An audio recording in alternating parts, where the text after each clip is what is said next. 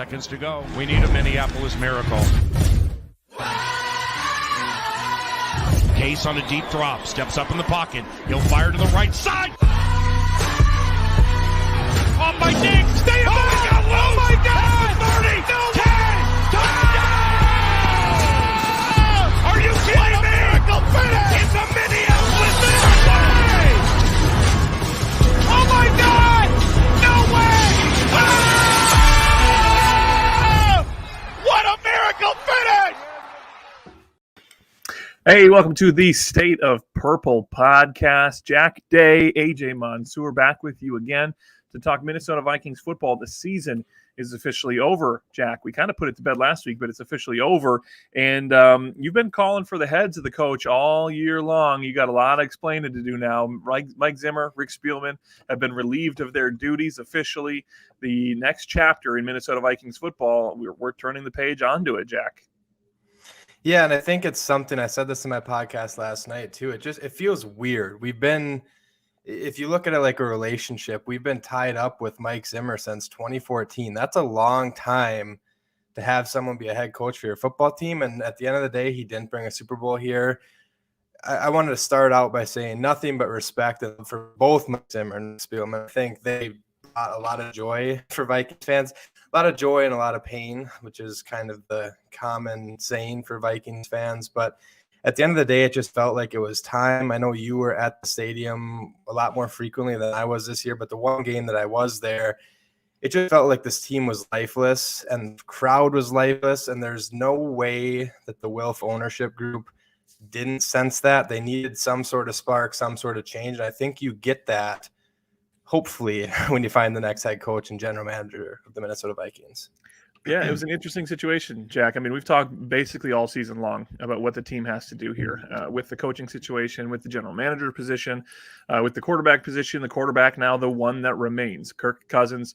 They're not going to fire him. They're not going to cut him with that $45 million, 35 guaranteed on that on the books. But it'll be interesting to see what goes forward and how this team changes heading into next season, because when you do flip the script, not only with the head coach and schemes and coordinators and all those things, you also flip the script with the general manager. You're talking about a different ideal with personnel, with the kind of players you're bringing in.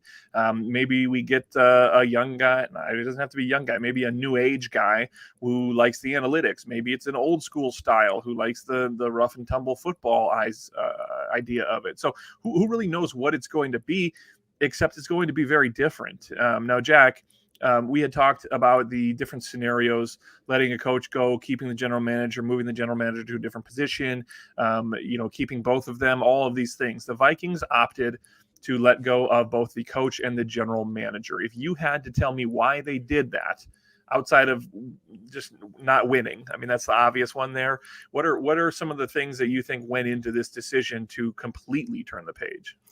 Well, I think the Vikings and the Wilfs in particular, they feel like a lot of this fan base feels. And I think the word fresh start comes to mind when you ask that question. And there were reports kind of circulating about Rick Spielman possibly moving into a different type of role, whether that be an executive type role, if he's just kind of looking over player personnel, whatever that may have been.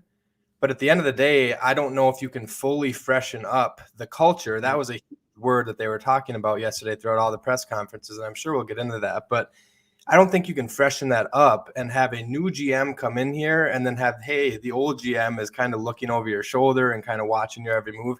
I don't think you can have a fresh start when doing that. I think they did the right thing. I think it's going to be a little bit more weird replacing Rick Spielman, because he was the one where I would have probably kept if I had to pick between the two. But at the end of the day, like I said, they wanted to shake things up, and they did exactly that on Monday morning. Right, and I know you didn't say this. You said that if you had to pick one of the two, you would have kept Spielman. I like the idea of cleaning and starting fresh with both of them. The timing of it is interesting, and I want to get into that in a minute here too, Jack, and how it compares to like what the Bears are doing right now. But you have two different situations. You have two different positions that you're now hiring for. The order of events. Mark Wilf had his press conference yesterday, and he mentioned that both searches are already ongoing. Like they are looking for these replacements for these positions. The first one they're going to replace is the general manager position, and then that general manager, the new general manager, will have insight into who the head coach is going to be. I bring up the Chicago Bears because they're not necessarily going through that process there. I mean, they're going for that coach right now. They've already put requests in, and I feel like there's going to be a sense whether or not we get the best coach ever and someone who's going to be here for 10 years. As we see the Broncos putting requests in for interviews, as we see, the Bears do it, the Raiders do it. The Raiders aren't doing it now because they're in the playoffs, but you have these opportunities for teams that are requesting interviews with people already. Everyone has their favorite candidate. And if those candidates start to get sniped up before we get to the point where a general manager is hired and now we're ready for the coaching search to begin, fans are going to be a little edgy towards the situation and the idea to get rid of both or to hire a general manager first. But I think I agree with it, right? The general manager needs to be a part of this decision. Yeah, and I think this goes back to my time when I was kind of interning with some of the executives within that front office. I have all the respect in the world for the Wilfs. I think they are a great ownership group. And if you go and you watch the press conference with the Bears owner from Monday morning, it's night and day different. It is. Right? And then you watch Mark Wilf address and like just how they went about their business. He thanked Mike Zimmer and Rick Spielman and kind of talked about, I tweeted this out. It's on my Twitter if you want to see it, the exact quote, but a quote that spoke to me was just talking about, he thanked those two and said, like, without them, there is no foundation to build off of. There needs to be change. There has to be some sort of shakeup within this culture. But without Mike Zimmer and Rick Spielman, the state of this franchise could be a lot uglier than what we are sitting at currently. So I have a lot of trust in the Wilfs, and I agree with you. I think at the end of the day, you have to go out and you have to find a GM that the Wilfs really like. And then I think the GM has to be involved with that coaching, getting the head coach in here. And then after you get both of them in here, I think there will be more decisions to be made about that quarterback position. I'm going to take a moment here quick to throw up this comment from Sean. Sean is throwing his suggestion for a good hire. And when it comes to the coach, he says Brian Flores would be a good hire. I'm not knocking that. Don't agree with it necessarily. Don't disagree with it necessarily. But what I'm doing, Jack, is reminding everybody that this is an interactive web stream right now. We are recording this podcast live stream on social media. So if you're watching it, feel free to throw your ideas, your suggestions, your reflections on the season, your reflections on Mike Zimmer and Rick Spielman, or who you want to come in here and kind of right the ship. Throw it in the chat comments on whatever format you're watching right now on, and we'll get those on the screen. We'll have them be part of the conversation because two talking heads, me and Jack, gets kind of boring. So we want to get everyone else's opinion in there too. So feel free to put those in the comments section there. Jack, there are some names that we are starting to hear. They are the sexy assistants that everyone's talking about. There's an article up on KFAN.com. I know you have talked about it on social media. We're seeing it come into the chat right now. We're hearing names like Eric Bieniemy, Byron Leftwich, Lane Kiffin has popped up. Doug Peterson, AJ Green in the chat says Doug Peterson, Hackett, O'Connell, Dabble. There's a lot of names that are coming up. Is there anybody right now for you? And if you want to see the full list, go to KFAN.com, check out Jack's Twitter, check out my Twitter. We'll have the full list there. But is there a name above the others that kind of stands out to you right now? If we were hiring immediately, which we're not because we're doing the general manager first, is there somebody that stands out to you that you would hone in on at least first? Because it's their decision ultimately. They have to accept it. Yeah, and I'm with you, kind of what you were just talking about with the Flores comment. I think I can be talked in to any coach right now, and I can also be talked out of any coach right now. I've have group chat or group texts that have been blowing up since Monday morning where everyone is talking about their ideal coaching candidate. And there's a few out there. Lane Kiffin comes up. That is, I know there's Meat Sauce was one that tweeted out that he was for that. Why in the world would anybody do that? I'm not a huge supporter of that idea. One thing I can get behind, I also have an article that's up on KFAN.com from last week talking about the quarterbacks in this draft class. The one thing that comes to mind with me with Lane Kiffin is personally, I think that Lane Kiffin had the best quarterback that's coming into this draft class with Matt Corral.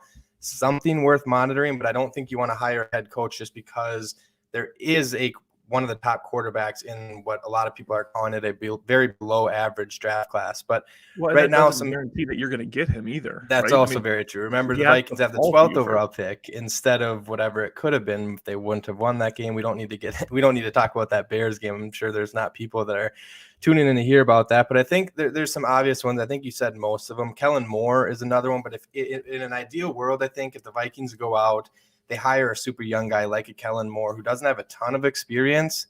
I would love if say Kellen Moore comes in and he's hired as the next head coach. I'd love it if they could go out and get a Flores. I don't know if he would take necessarily a downgrade in his position, or a guy like Vic Fangio. Bring someone like that in to run the defense. Ben Lieber said something. He said it perfectly this week. I don't even remember when he said this, but let's get somebody in here that isn't, hey, he's a great offensive mind or a great defensive mind. Bring someone in that's a great leader. And I think the Wilfs are going to do that. You saw the comments from Eric Kendricks that were kind of weird yesterday about it being like a fear-based culture. That's not the way that the NFL works anymore. I don't think it's the 1970s where we're talking about black and blue divisions. Like, the players want to have player coaches. I'm not saying that properly, but you hear about these guys where they have great relationships. You see Sean McVay running down the field to celebrate with his guys. I think there needs to be some sort of shift in culture, and that was really, really focused on in the Mark Wolf press conference. If you go back and watch that from yesterday, he's talking about culture. He's talking about just kind of a change in direction. I don't think you can do that necessarily if you go and hire someone like a Jim Caldwell that's a 67-year-old, kind of stuck in his ways possibly. Maybe he would be willing to kind of adapt to a modern NFL style. But you need someone in here that's just going to be a true leader, because right now I don't want to get the feathers ruffled in anyone that's listening, but I don't know if we have that at the quarterback position either. I don't know if there is a sense of leadership within that front office, obviously right now, because there's not a head coach and GM, but in terms of the players as well, you need players to step up and be leaders. And we've kind of gone back and forth on Kirk Cousins. I will still be an advocate, think he's a great quarterback. But at the end of the day, I'm not sure he's the best leader for that locker room. I don't know. I think they need to bring a coach in here that's going to resonate with the players more. And maybe that sparks more leadership out of Kirk Cousins. We talked about it this year, how this was the first year where Kirk Cousins and Mike Zimmer were sitting down and trying to get through stuff together. Right.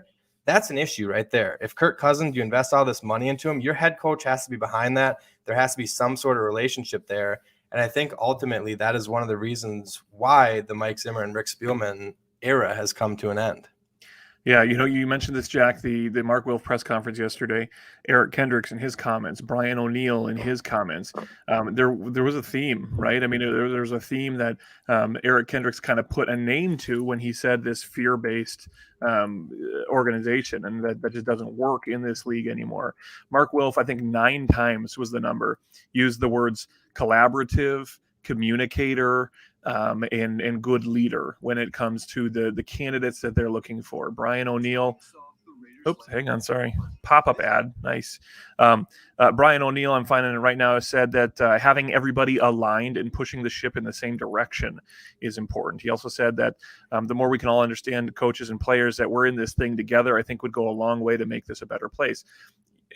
Players, coaches, the ownership, they don't necessarily, unless there's just a terrible relationship and a burned bridge and you kick them out the door, they don't go to the press and tell you everything that was wrong with them, especially after 8 years with Zimmer. What was it, 11 as a general manager for Rick Spielman, and even further back with the organization. It was just time for a change. It wasn't a burned bridge. So they're not going to go up and rip them and tell you everything that's wrong with them. But what they can do is tell you what they're looking for in their next hire. And if you read between the lines, it's essentially them saying, we didn't have this with the last regime. We didn't have collaboration between Rick Spielman and Mike Zimmer, maybe. We had heard those stories about how maybe Zimmer didn't want Kirk Cousins as much as Rick Spielman did, or how maybe Zimmer walks into the draft room and says, I need this defensive player, and I'm not going to stop until I get him. That collaboration didn't seem like it was necessarily there from the top to the bottom, all the way to the players.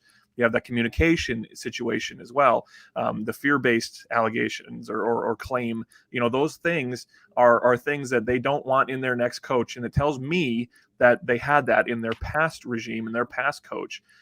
That trickles down, and there's a lot of people in some different camps that are setting up right now on social media with the players and how they're reacting to this, and basically that they're too soft, right? The players are too emotional, they need to worry about mental health and all these things, and it's old school versus new school to some sense. But you have to realize that these are the players, right? These are the people that you're going to be coaching, and if this is their viewpoint, you need to take that seriously, or it's not going to work. If you bring in somebody that goes against everything that these young players coming into the league believe in or feel or have been treated, you don't need to baby them, but you maybe need to pay a little more attention to the way that you treat them as people, the way that you treat them on and off the field as humans. And that seems to be something that was stuck in the craw of these players. Yeah, and taking that one step further, we talked about this on my show last night as well, but just look at the rookies that come in every single year. That's an example that I think it was interesting to use when you have Mike Zimmer and Eric Kendricks kind of talking about how it's a fear-based culture. Like that's how what he has installed on his players. And then the rookies, you see it with the Emir Smith-Marset, for example. It might be a poor example because it was the last game of the year. Adam Thielen wasn't playing. He looked pretty good on Sunday against Chicago. Wyatt Davis, another name. The remarks about Kellen Mond, like you get that in these rookies' heads, and then for the rest of their careers, like if they're with Mike Zimmer, it speaks volumes that Eric Kendricks was the guy that came out and said that, because I think he is one of the most humble guys on that team. Go and watch his interview yesterday. There's another nugget that I retweeted about him when he's kind of talking about what it might be like next year if he's not playing with Anthony Barr, and I thought that was really cool seeing that. But it's weird because we've seen it since Mike Zimmer got here in 2014, where he kind of installs this fear within his players. And I don't know if anyone was ever really saying that was an issue up until the point where Kirk Cousins was signed and this team stopped winning football games. In 2017, we weren't sitting up here questioning and saying, hey, Mike Zimmer's being mean to his players. If you're winning, that type of stuff is not going to get leaked. That's just not going to happen. That's how the NFL works. But when you start having seasons like this, you make the playoffs in 2019, win a wild card game, and then have a quick exit in the divisional round, and then the following 2 years you miss the playoffs, there's frustrations building within the ownership. There's frustrations building within that locker room and the fan base. I mean, you can tell by watching the games. I've said this feels like 50 times now on the show, but when fans are interested in throwing paper airplanes off of the upper deck than they are watching the product on the football field, that's an issue. And I think the Wilfs kind of sense that. It's kind of felt like they've sensed that probably throughout the season. And at the end of the day, it was just time for a change. And that doesn't necessarily, it's not a knock on Rick Spielman. It's not necessarily a knock on Mike Zimmer, because I'm thankful for the run that they had. I mean, the Minneapolis Miracle, the stuff that Mike Zimmer had to go through as a head coach, maybe that made him a more grumpier old man because he had to go through hell as the head coach of the Vikings. So I don't know. I'm thankful for their time here, but I'm also extremely, extremely excited to kind of embrace the unknown now. Like I said, we've been in this marriage with Mike Zimmer and Rick Spielman since 2014. That's graduated high school in 2013. So that is a long time ago for me. So I'm excited to embrace the uncertainty and kind of ride out the next couple of weeks, see who comes in as the next GM, see who comes in as the next head coach, and then kind of see what they do with the quarterback situation. And at the end of the day, this is the Vikings podcast. I think you and I will both admit we're going to get behind whatever decision is made, because we're going to be hopeful that that is the right decision, and whoever comes in is going to eventually lead this team to a Super Bowl. So we've got a long off season, right? It's already begun for the Minnesota Vikings. So we don't need to get into the Kirk Cousins situation, his future. We don't need to get into draft stuff yet. We don't need to get into free agents. We don't need to get into whether or not Dalvin Cook should be traded or crazy things like that. I do want to close the book one time with one question for you, Jack, on Rick Spielman and Mike Zimmer, and then we'll take a question from the chat real quick before we close out today. But for Zimmer and Spielman, again, this is their choice, and there's some reason to believe that maybe they don't want to do this anymore, maybe one more than the other. But have they done enough to land either another front office job, another general manager job, another coaching job, whether it's a coordinator or a head coaching job? Actually, I'm going to specify for Zimmer. Do you think Zimmer has done enough to find another head coaching job, and Spielman has done enough to find another general manager job somewhere? Personally, I think so. You look back and you talk about there's comments from 2018 that didn't necessarily persuade me that Mike Zimmer wanted Kirk Cousins to be in Minnesota. And I think if he can kind of get his hands on a roster and retool something, a situation that scares the heck out of me that I could just see happening because it would be the most Minnesota Viking thing possible. Mike Zimmer to Denver, back with Patton, the GM there, and then they get Aaron Rodgers this offseason, and then it's just chaos for Vikings fans for the foreseeable future. I probably shouldn't put ideas like that on the internet, but that's what we do here. So I think he deserves another head coaching chance, like you said, if that's what he wants. I think there's a side of Mike Zimmer certainly that wants to go to Kentucky and sit at his ranch for the rest of his life, have that life with his grandkids, with his girlfriend, stuff like that. But I think if he wants to coach again in the NFL, I don't think I would be surprised if he was offered a head coaching job in this cycle. Maybe he takes a year off like Doug Peterson did. Now you're seeing his name resurface again this year.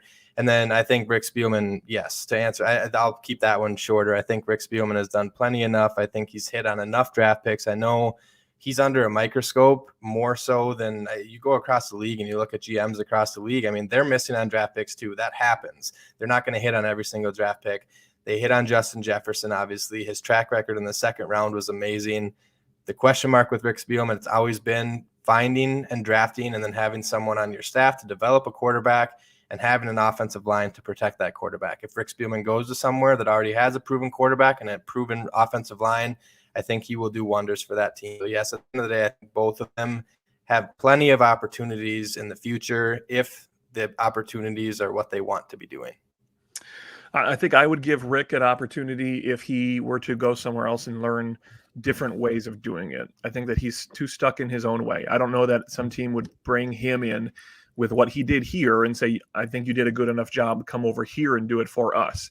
But if he goes to, I know they're talking about maybe Detroit being a good fit with his brother working there in the front office. If he goes somewhere else for a year or two, soaks in some other perspectives and kind of realigns his thinking, I think that there's an opportunity for him to find another general manager job down the road. Mike Zimmer, I think otherwise. I think that he can be a defensive coordinator again if he wants to. I think that he has proven that the game, the players, and him don't mesh well right now.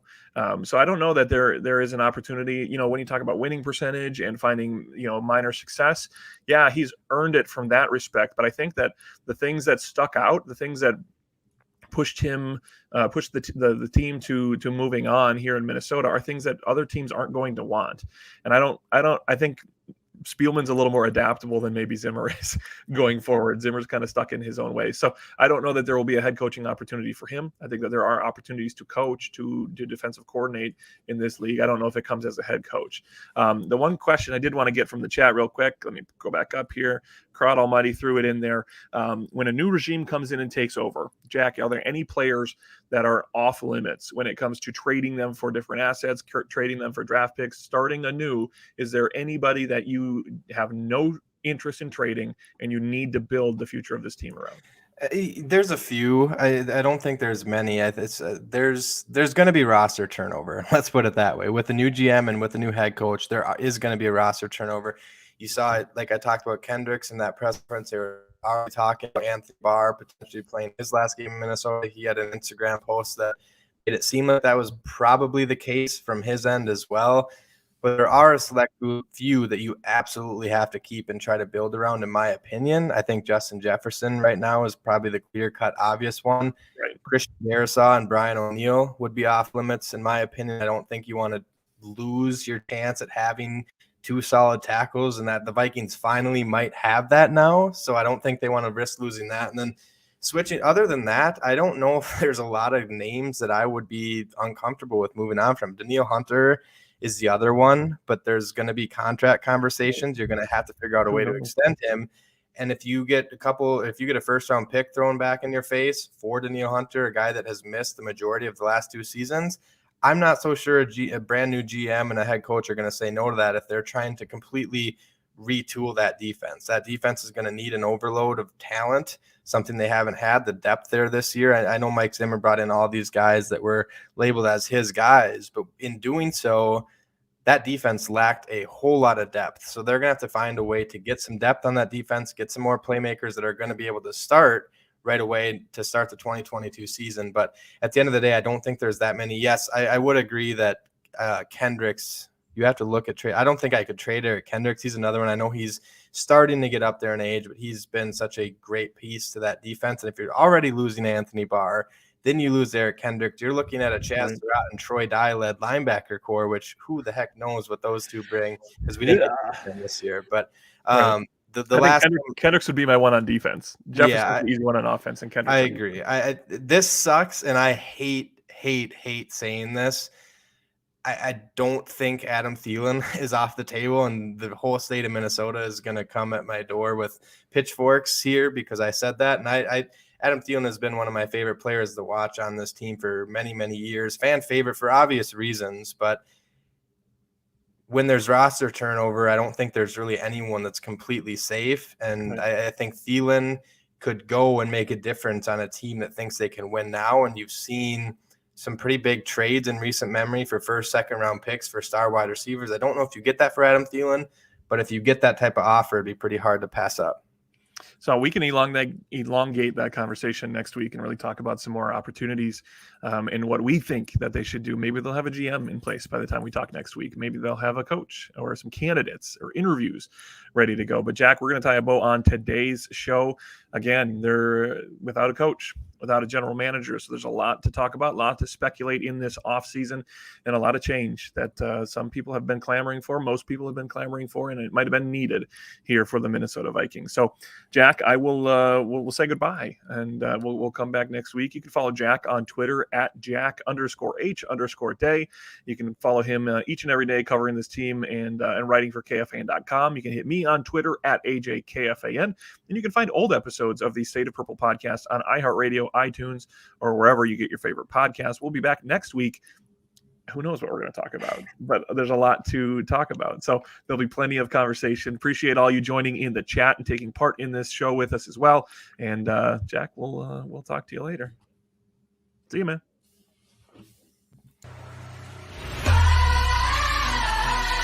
Ten seconds to go. We need a Minneapolis miracle. Case on a deep drop, steps up in the pocket. He'll fire to the right side. Off by Diggs. Stay up.